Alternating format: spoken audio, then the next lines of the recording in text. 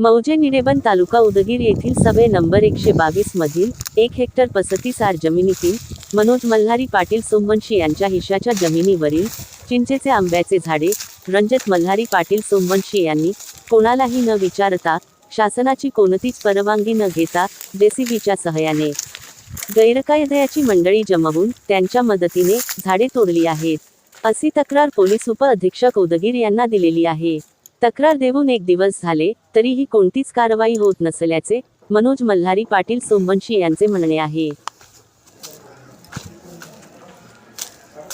मी मनोज मल्हारी सोमवंशी पाटील राहणार निडेबन आणि वरलोपाडी जमिनीमध्ये माझ्या विषयाला आलेले 4 चिंचेचे झाडे व मला तिघा भावामध्ये 1 हेक्टर 27 आर जमीन होती। तर रणजित मल्हारी पाटील व ग्रामपंचायत सदस्य व निडेबनचे चेअरमन यांनी गाव मुंडे घेऊन इब्राहिम पटेल